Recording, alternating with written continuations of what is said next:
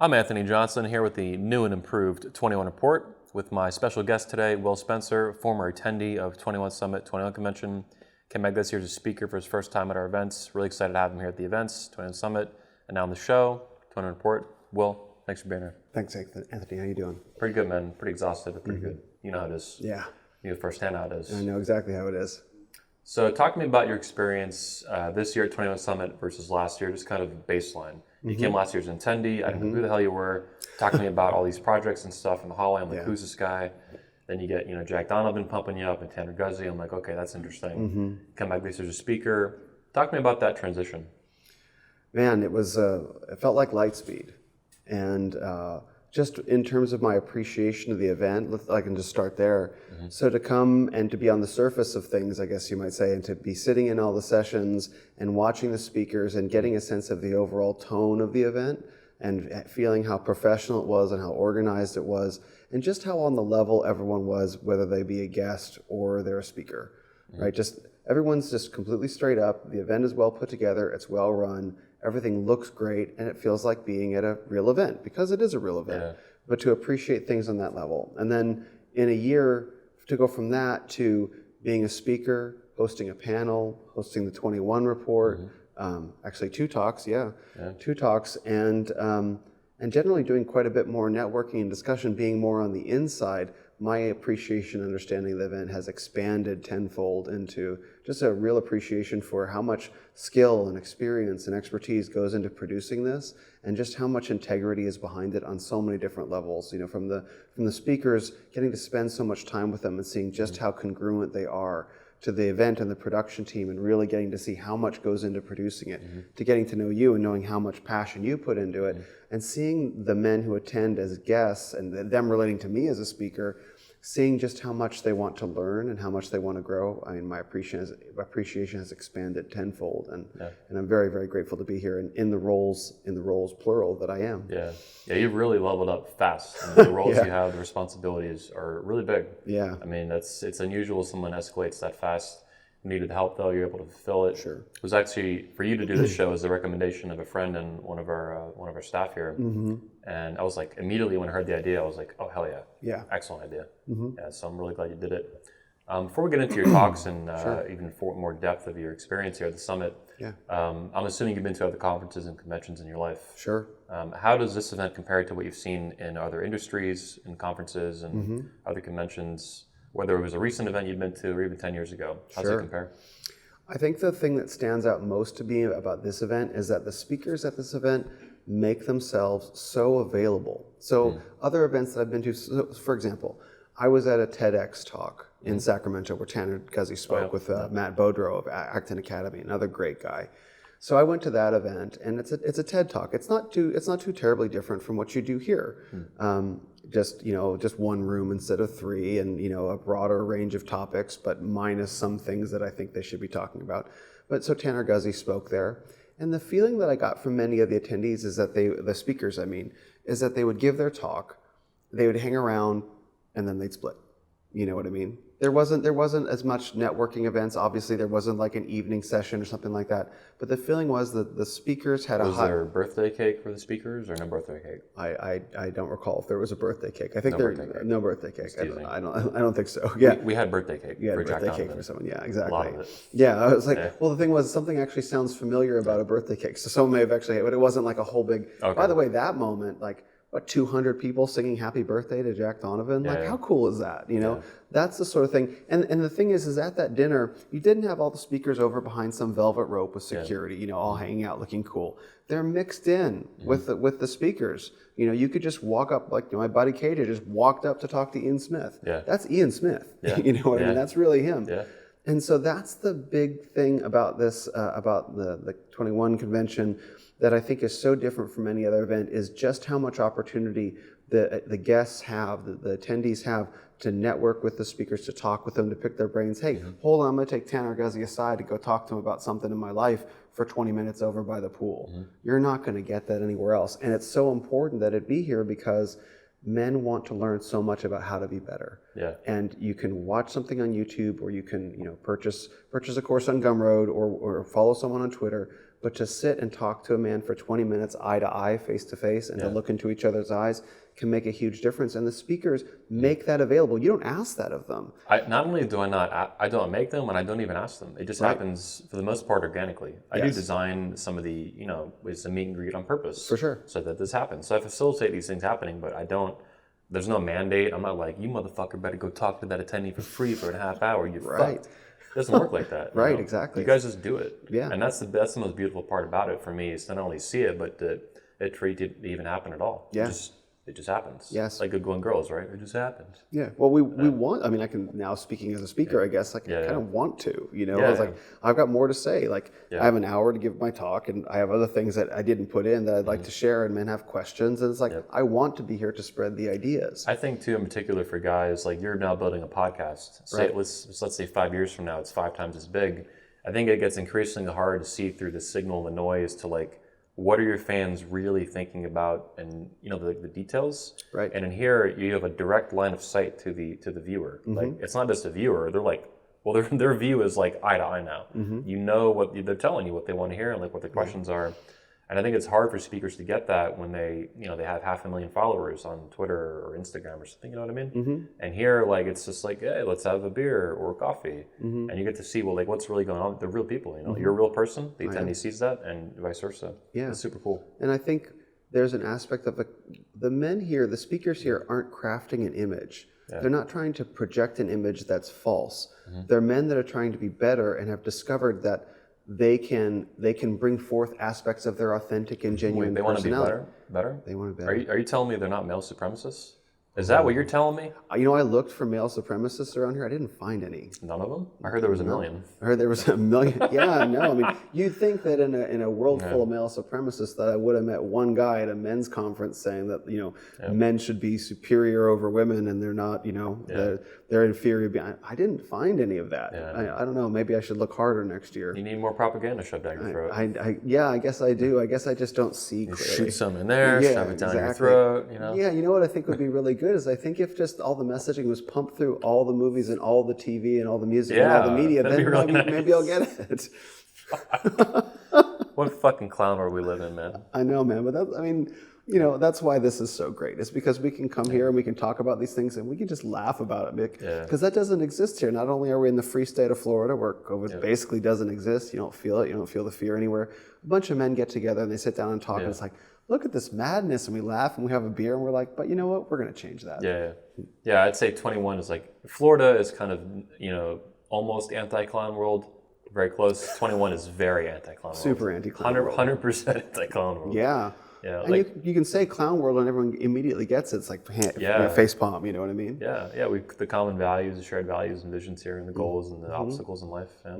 And there's no negotiation of values in the sense of like meeting to find out who, not just you, but anyone is. I sit down with someone, it's probably pretty much assume we're going to be aligned to like 80 to 90% of things, you know what I mean?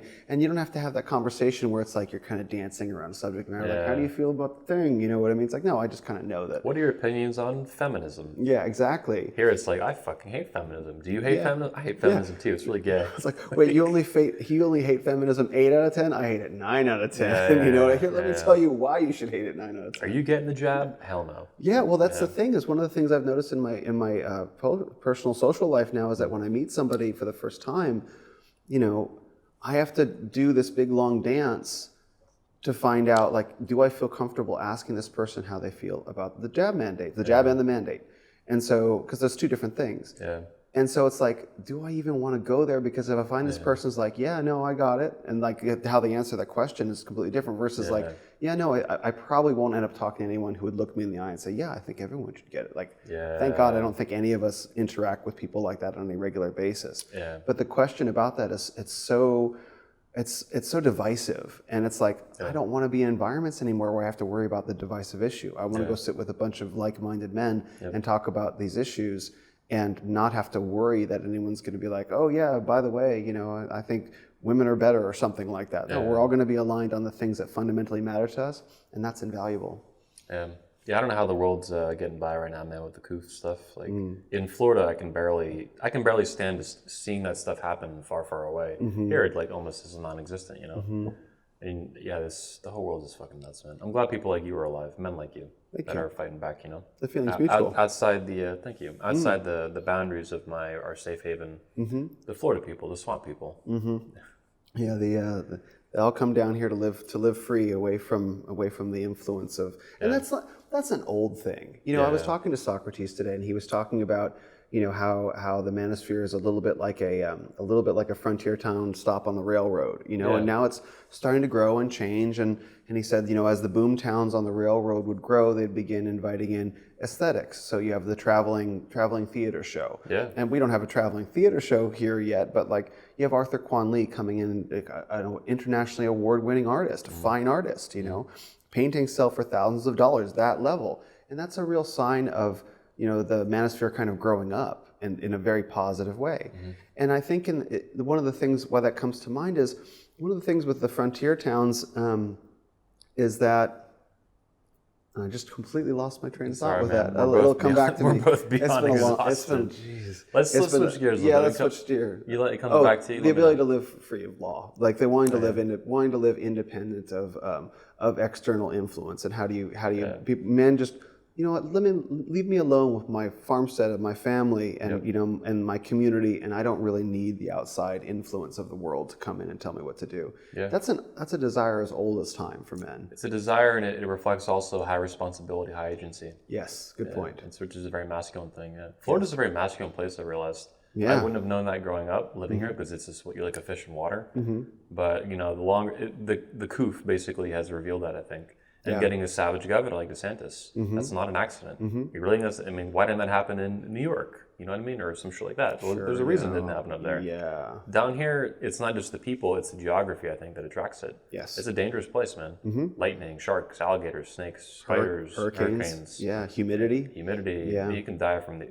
Dude, growing up, there was a guy, we couldn't do 2-a-day football practice for a while, for 10, 15 years in Lee County, because some kid died during practice, like from heat stroke or something. Because it was 2-a-day football practices where you practice football when you're like 16 years old for like 5 hours at a time in the middle of the fucking summer in Florida. Like it's really, really, really hot. That sounds pretty crazy. Yeah, it's exactly. We're crazy people. You know? Like, we love it, and we all get along. You know, pretty well.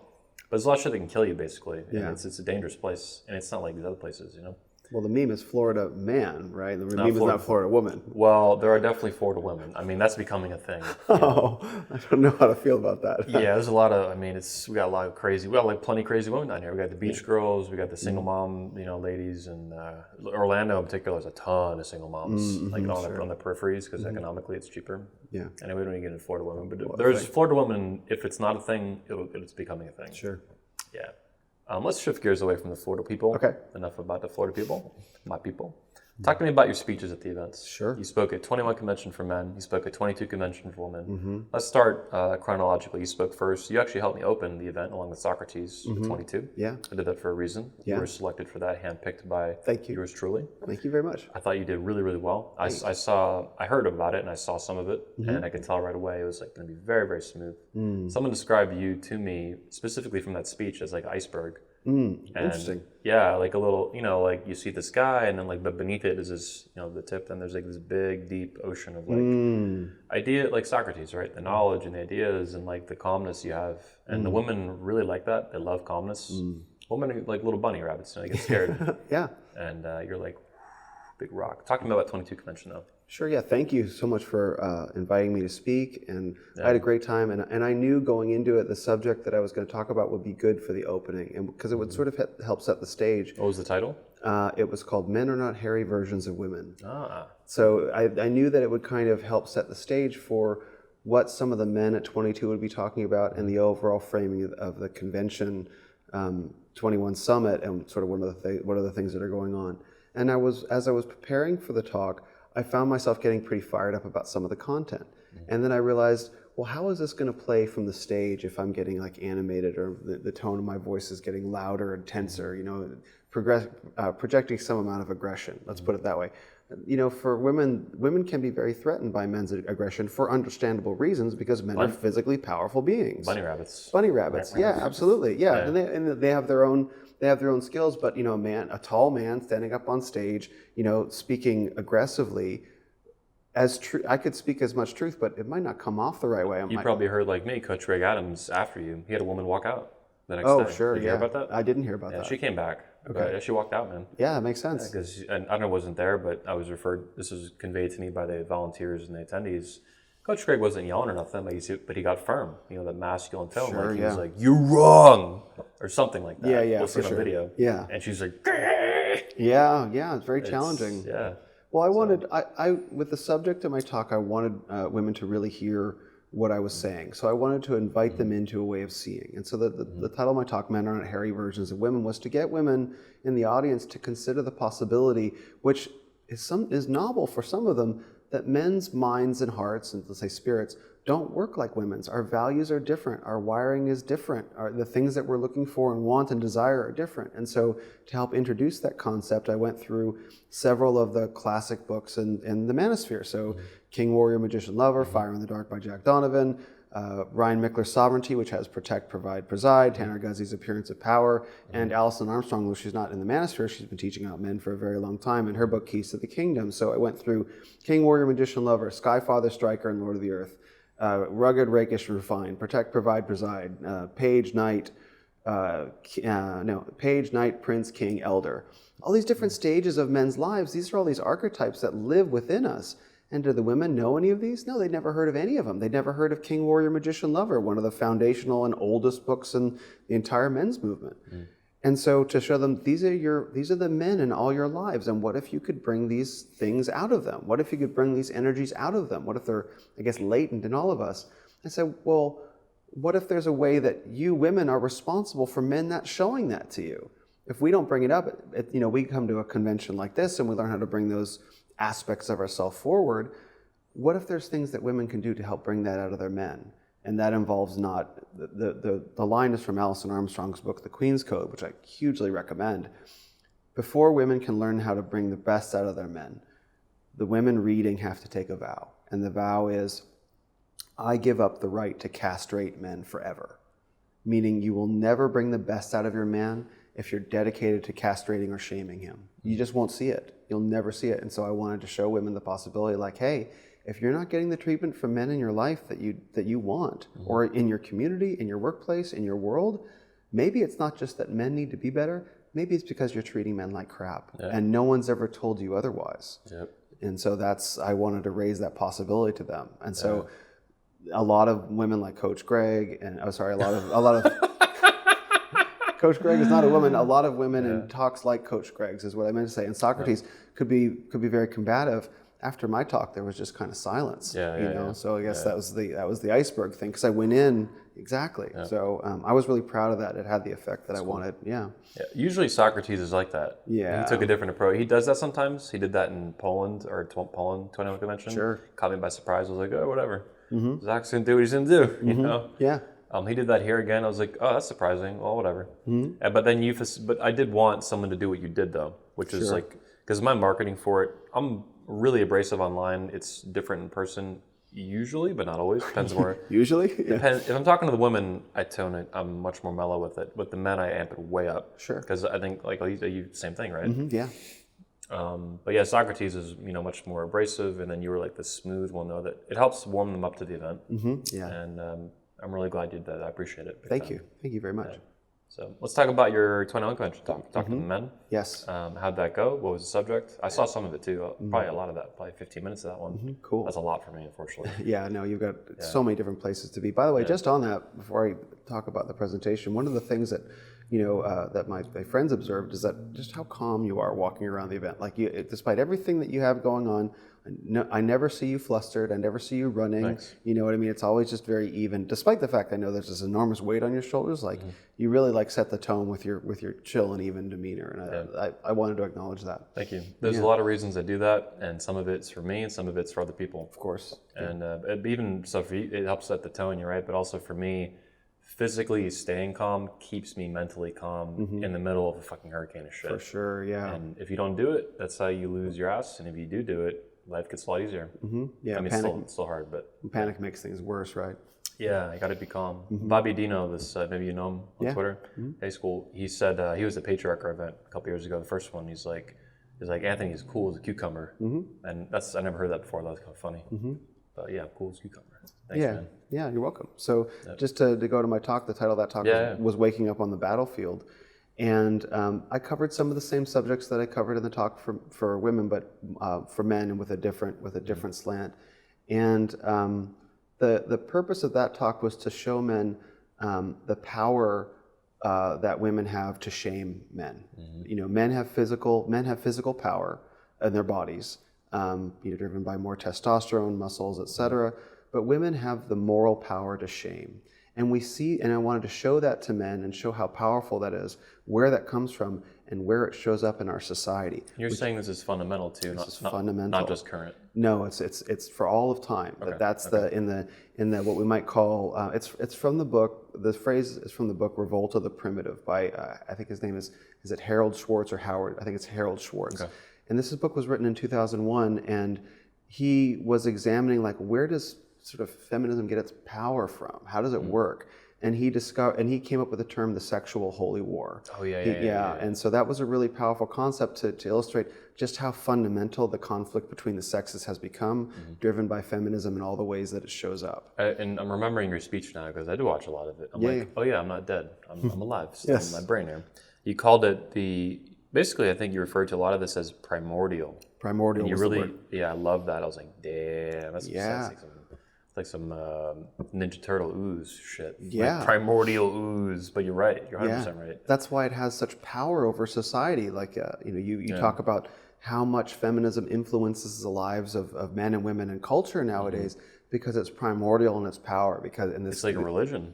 It is like a religion. Where does the religion come from? Where does the quote-unquote religion come from? This book, Revolt of the Primitive, goes as deep as you can go into the religion of it without actually crossing into the spirituals. This is how it lives on this fundamental primordial level within our psychologies. And it's this emergence of this archetype into culture that's sort of conducting this holy war against its opposites, which, I won't spoil the results of the talk, but to sort of show that it's this feminine power which is from the book The Hand That Rocks the World by this author David Shackleton. I think I've heard it. Yeah, you have his book, I think it's Daughters of Feminism. Oh, it's Janice. His book. Yeah, so he wrote that. Yeah, Janice's friend and colleague. Wrote the intro or something too on her or something like that. Yeah, exactly. And so he wrote another great book called The Hand That Rocks the World, and he talks about how men have the power of physical strength, and women have the power to shame. Yeah. And so these are the two weapons, I guess you might say, that were handed out. If you could frame it. I really appreciate it too. In your talk, you were not thrown out the window, but you were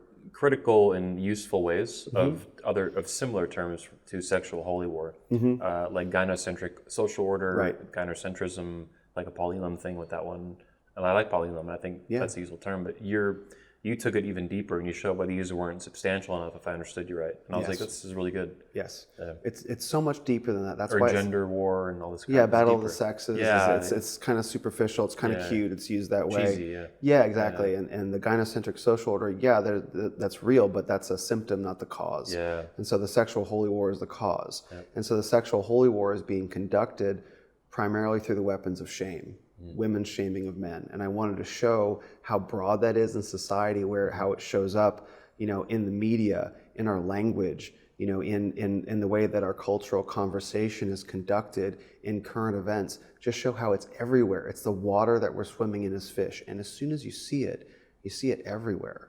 And until you see it, I don't mean you, but anyone listening, until you see it, it's hard to understand why the sexual holy war has such power and potency, and why men can be shut down instantly. And once you see how pervasive it is, you recognize that to some extent we are in that holy war. You used me as an example too, with the feminists trying to shut me down, and you were very detailed with it. And I was like, this guy, you're one of the few guys I think has an even bigger, higher altitude view on not only the Manosphere, but these specific issues, which are very difficult to wrap your head around. Yeah, for sure. And in an effective and useful way. Yeah. Everyone else either has an expertise, which is fine, and we need that, or they get lost in the weeds with stuff and AWOL and all these little tiny terms. Yeah, differences of dogma.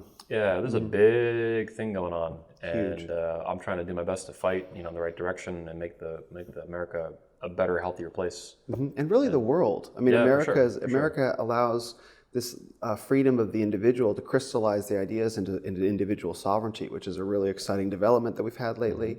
You get guys like Ryan Mickler and Elliot Hulse that are moving out to the country and setting up homes and home-based businesses and farms and families, and it's sort of this return to these.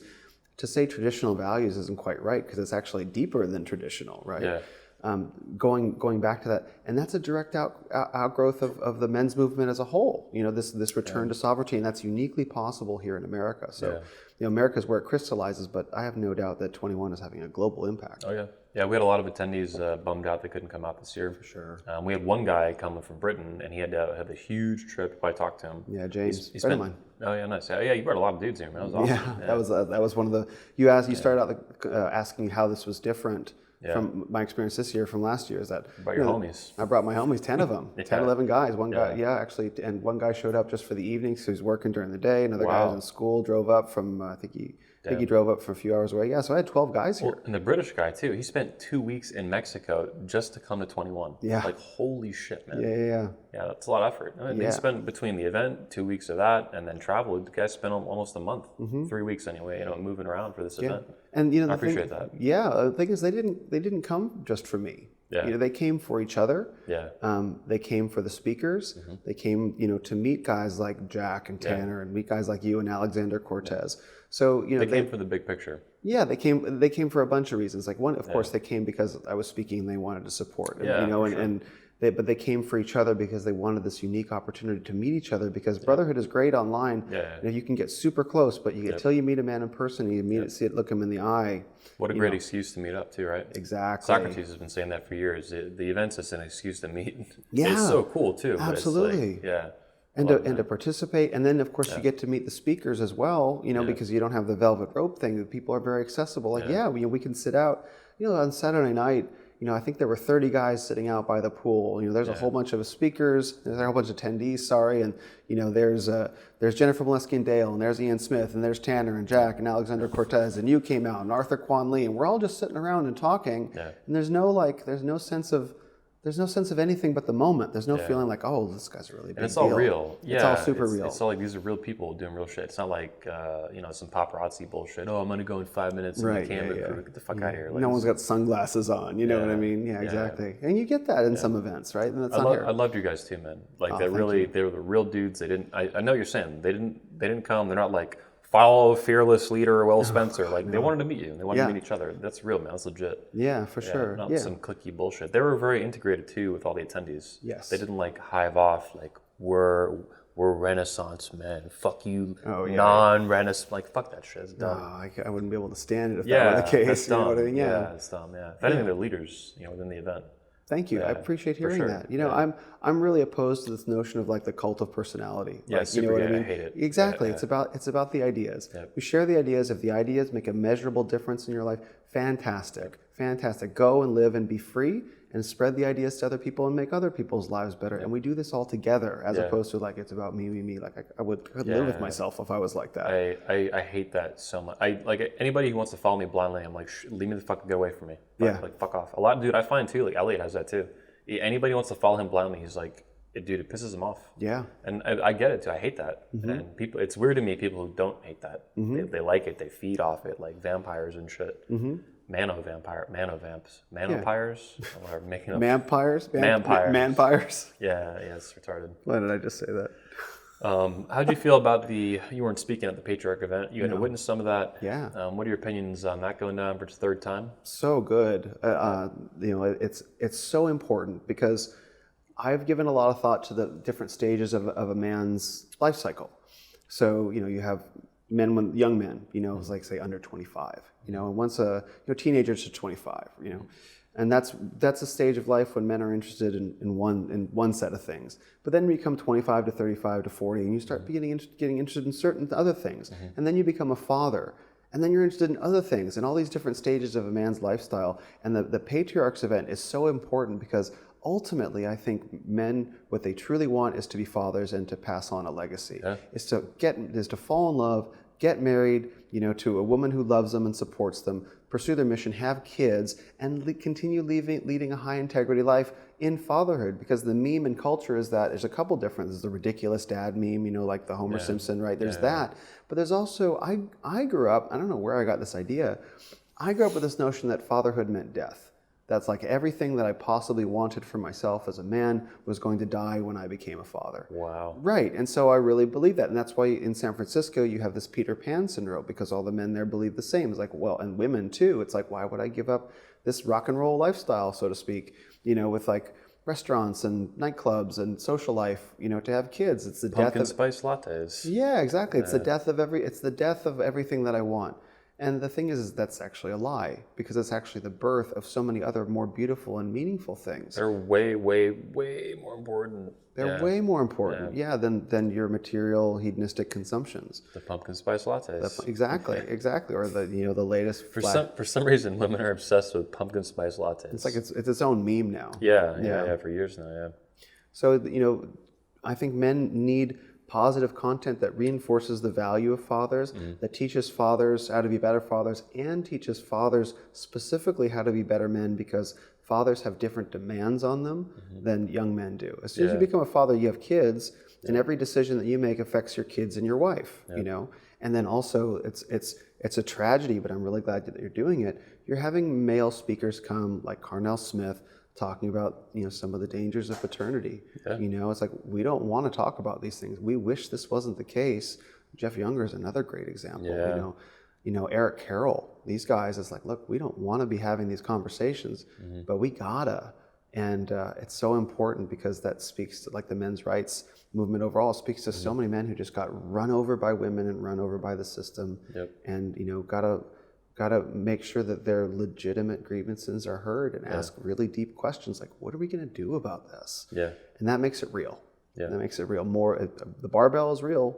You know what I mean? That's cool. But like when you find out that you've been the victim of paternity fraud, or for 11 years in his case, exactly. Smith. Or when you find out that all the institutions of law and medicine are weaponized against your 9-year-old son against you, like that's they're trying to chop Jeff Younger's son's balls off, and literally. And his wife has been trying for 6 years. A medical doctor, pediatrician in Texas. I didn't even know that. Isn't it crazy? It's Texas of all places for Jeff Younger. Yeah, of course. God bless Texas. Yeehaw, motherfucker. Nope. Well, when in his talk, I didn't get to hear his talk because I was preparing for my own, but I got to interview him. Dude, I heard it through the wall. It was that loud. Oh, really? Yeah, it was super intense. Good. Not screaming, just like super, super. Michael Foster loved it. Ken Curry loved it. I heard all about this, and I heard a lot of it just working on the events through the wall and stuff in our command center. So it was super. I think it was the most intense speech at the whole summit. That's what people have said. I mean, I was sitting across from where you are when I was interviewing him.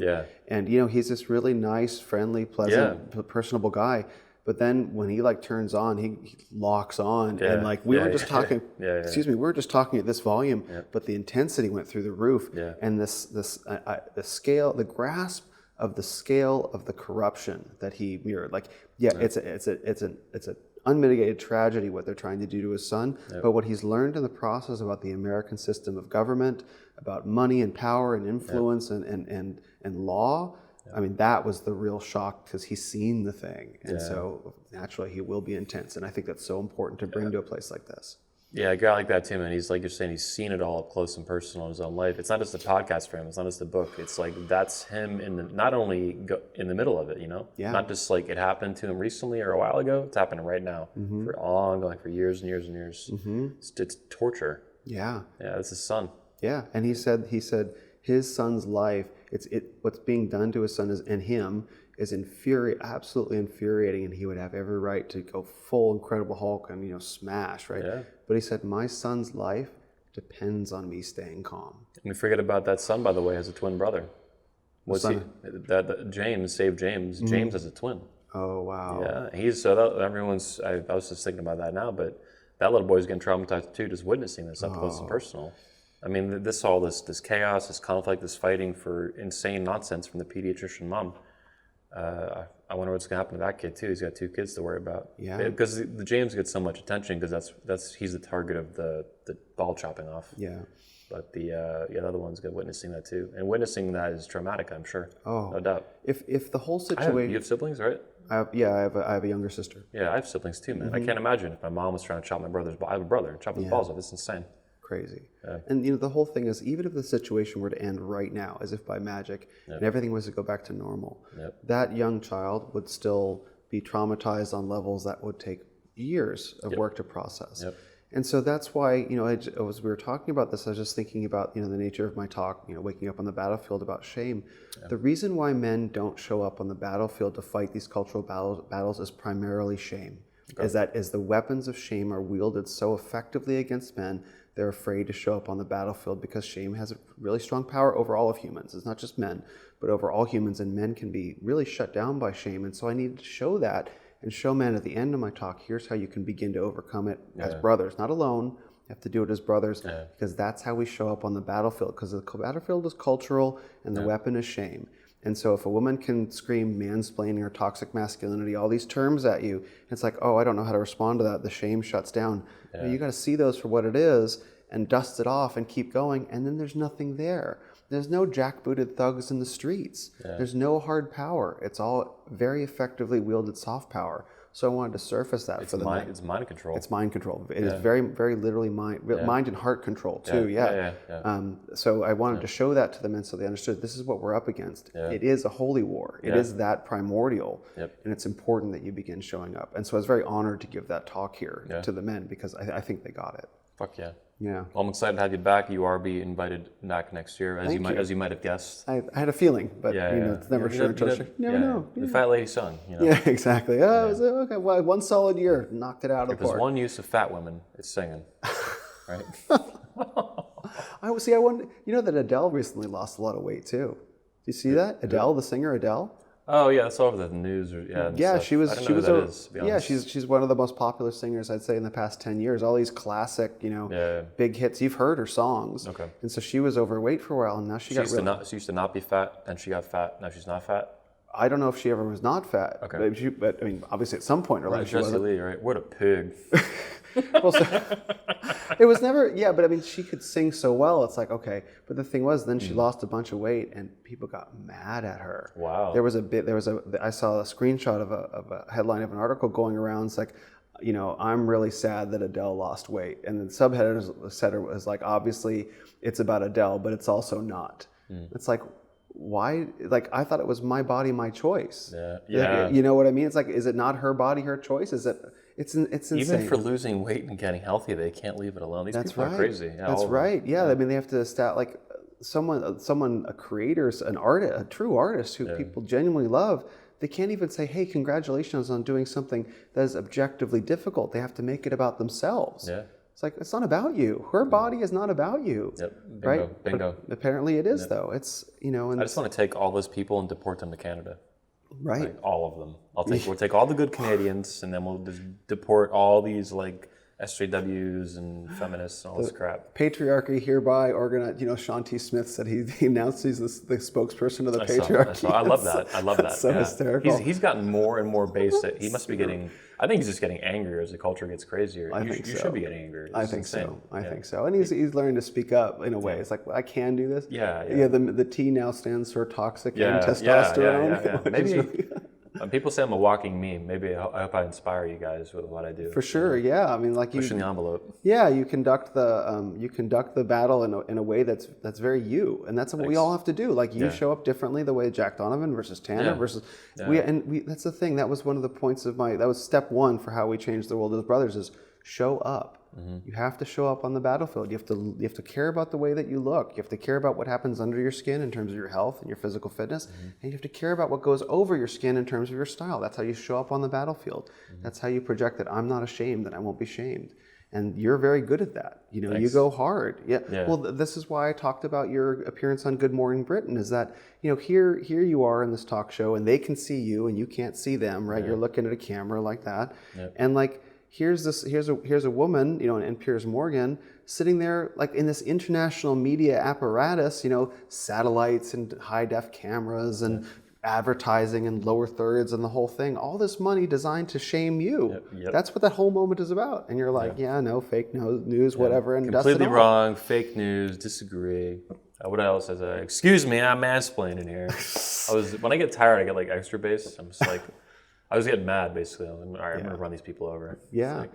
But you got some of that. Jordan Peterson got some of that with Kathy Newman. It's like it happens. He's really good at that stuff. He's really good at that. Yeah. So I think he decided that he'd had enough of it. And so, it's like, that's what happens. I can't blame the guy. Yeah, you're like, all right, I'm done. Yeah, exactly. Gloves are coming off. Yeah, exactly. Who's gonna die? Yeah, exactly. Yeah. So that's why it's really important to show up on the battlefield and ready to fight. Yeah, exactly. Yeah, hopefully peacefully. Well, with dignity. And that's the thing. And that's the thing that Jeff Younger models so well is that, Socrates and I were talking about this for his 21 Report talk. It's like there's such a tendency, and it's come up, I think it came up in Alexander Cortez's talk as well. There's such a tendency to want to be like, okay, to jump immediately to violence. You know what I mean? There's a lot of that talk in the air right now. And it's really a shame because I think that a better way to fight is to fight with dignity, is to show up and like Jeff Younger and to say, no, I will not be intimidated. No, I will not be shamed. I talk about this a lot in my speech. Okay. My speech. Oh, I'm sorry, I missed that. I wasn't here. You're gonna love it because it's very much like dignity. And I'm gonna push every button I can to make your life miserable. Is what I did. What I'm gonna do. With these people targeting the Manosphere, the feds, Homeland Security, all this garbage. It's like no, we're gonna fight back immediately. Offense, legal, all these buttons I'm gonna push, all these people. Like we'll make your life hell. Yeah, fuck around and find. The slide was titled "Fuck Around and Find Out." As you know, I like people that fuck with me. I like to fuck with them back a lot, indefinitely. Yeah, you show up as you. Yeah, I like being me. Yeah, I think you're the same way. That's why these conversations, like our podcast, it went for like 3.5 hours. Yeah. Recently, it's like it was a really good conversation. Yeah, well, that's what I think ultimately. Like if you put Jack Donovan or Tanner, pick any of the speakers here, but those Jack, Tanner, and Alexander in particular really show up in a particular way. If you put them at a table next to just say your average attendee, you know what I mean? You'll see this difference in quality where Jack and Alexander specifically, but now Tanner more so too. They look a little bit like if you didn't know who you were looking at. It's like, is that person famous? That person looks like he's probably famous. Like a lot of people will look at Jack Donovan says a lot of people will look at him in public, and Alexander too. They'll do double takes, not because they probably recognize him, but like that person looks like someone I should know. They look famous. And what accounts for that is the men have discovered who they are, and they're bringing it forward in authenticity and refinement. So they discover who they are, they create who they are, they refine it, and they become themselves. And that is all possible through this work in the Manosphere and through 21 and through what we're all doing in the Renaissance and everything. And so thank you for facilitating that, because this is what makes that possible. Because if guys are just having private conversations in convention centers, where the doors close and there's no cameras, it disappears forever. That's right. But when you turn the cameras on in HD, 4K, with audio and lights and everything, it lives forever and it changes lives. The higher the quality it is, the longer it's going to last. That's right. Or the more mileage you get out of it, basically. That's right. And the more you can do with it, and it resonates with people. They see it and they say, you care. I appreciate, too, that you get the technical quality. Yeah. Like, Ted doesn't even film their events in 4K. Oh, really? I'm adamant, though, like 4K. I pushed last year, we had 6K a little bit, and I want to get 8K as soon as we can. Yeah, there's... Because why not? Yeah, exactly. Yeah. Well, I mean, with 8K, you can do a lot with, like, punching in. No one will probably ever have an 8K TV. I'm going to get one, like, a couple weeks from now. Wait, they have them already? Yeah, they're at Best Buy. Okay, so... They're not even that much money. I take back what I said. Yeah, yeah, they're really new, though. I mean, that's just How can you... I don't even know... Can you even see an 8K? Yeah, on a screen. I know you mean like how much your eyes can see. Now, there's very little 8K content though. Like of course, YouTube is actually one of the few platforms that has 8K resolution content. I've seen that, but the bit rate's pretty low though. Yeah, I couldn't even Allegedly, the new gaming consoles, will support with updates 8K in the future. Probably like low frame rates. We'll see. But it's longevity, because 20 years from now, 8K will be the standard. Or higher. That's true. And we have speeches being watched now from Socrates that are 10 years old or even older. You know what I mean? So I'm like, I want young men watching the speeches in the future who are not even born yet. Yeah. I want dudes 20 years from now that are being born like tomorrow to watch your talk and learn from it. I would love that too. That's where my head's at. But you know what I would like? I would like for everything we talk about here to be irrelevant, because that's the world we're living in too. Oh, you mean you want to win? I want to win. Yeah, I want to win too. Yeah, it's hard. Yeah, I know. I like what you said too about the violence and stuff. Like, I'm very much for peaceful protesting. Yeah, of course. I'm not a pussy though, and if I have to fight and defend my life, my country, I'll do that too. Sure. But the founding fathers, you know, when that went down a couple hundred years ago, they were very thoughtful about this, and they really pushed every button they could to avoid that. And all the way up to the end, they really tried that to avoid that. That didn't work in the end though, and they had to do what they had to do. For sure. But yeah, it's definitely the responsible thing to do, the moral thing to do. But I think we can. Oh, sorry. Go ahead. Oh yeah, I'm just saying. I think we can win on the cultural battlefield first. I don't think it's, and I don't think it's going to be all that hard in the sense of like, yes, it's going to be difficult. Yes, it's going to be a challenge. Yes, it's going to be something that forces all of us as men to evolve. But I think we can show up on the cultural battlefield in terms of how we present ourselves, in terms of what we talk about, in terms of ideas, in terms of reforming our lives. Like that's why, again, why it's so important that the speakers are accessible here is because you get to find out whether or not they're congruent. Elliot Hulse brings Colleen, and you get to his wife Colleen, and you get to see, who's lovely by the way, and you get to see in their interaction how congruent are they. You know, and you see they're totally congruent, right? Other speakers have done the same. Tanner brought his wife Berkeley, and you can see the congruency. And so by leading a congruent life inside and out, and by showing up and being seen in the world and being accessible, you begin to shift the culture because people can see like, oh wait, this idea of, you know, husband and wife, men and women are different. It's not the destructive thing that I've been told it is. It's actually beautiful, and it touches something in my heart in a way that all the propaganda on TV doesn't. And that begins to shift things so powerfully. And so we can win the cultural battle, you know, by being congruent men and leading congruent lives, which we should be doing anyway. Right, so it's like that's a good in of itself, and so I think that gives us an immense power, just because you can highlight, you know, men, especially in this space, men who aren't congruent, and they're just gone. It's like, okay, I love removing them, like cancer, like tumors. You know, my scalpels are memes. I think they'll ultimately just fall away on their own because you have an event going now that introduces notions of religion and morality of Pastor Michael Foster, and Jeff Younger, of course, is Orthodox, and you know Tanner is a member of the Church of Jesus Christ, Mormon, and you have Jesse Lee Peterson, and you have Arthur Conley with aesthetics, and you can't have a religious spiritual mindset without being congruent, because like, you know, God sees, you know what I mean, or your art will suffer. You know, congruency breeds success, and I think that as more men begin to, I guess, congeal around men of high integrity and high caliber, the other men will just fall away and be shown for what they are, be darker and darker, and we'll just be able to move on. Well, they say the Lord works in mysterious ways, right? Maybe he works through memes, like the Sharp Mama. For sure, the Lord works through memes. Yeah, exactly. But I think it's completely reasonable that it happens organically, naturally, and at times more intentionally and actively. That to me makes a lot. It's like two sides of the same coin. And I think both, like me and Tanner years ago used to argue about being anti-feminism or for positive masculinity. And Tanner was much more positive masculinity. Yes. This is way back. This is like 5 years ago now. He was less comfortable then than he is now with being openly anti-feminist. And it took me a few months thinking about this little segment of the video because we were on a panel together, a Q&A panel of under 21. And I realized eventually, I was like, no, this is the same coin. We need both of them. Like they're both valuable. The negative side being making fun of feminists, little feminist piggies, blah, blah, blah. And then, you know, being very much pro-masculinity, positive masculinity, teaching positive elements, constructive. The destruction and construction of what we need. And I covered some of that, not to keep coming back to it, but I covered some of that in my talk as well, because I had quotes from two. I don't want to spoil who they're from in case anyone watches the video, because it's important that they find out who they're from. Give me your money now at 21university.com. Give me your credit card details. I recommend doing that to watch my talk, Waking Up on the Battlefield. Early and ad-free. Exactly. And men are not hairy versions of women.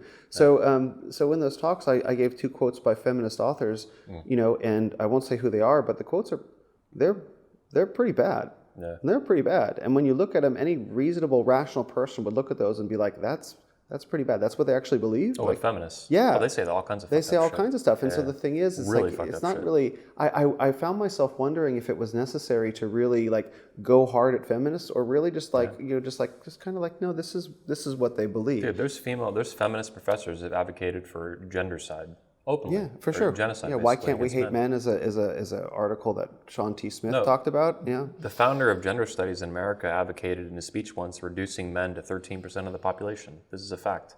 This is genocide, or gendercide would be the technical term.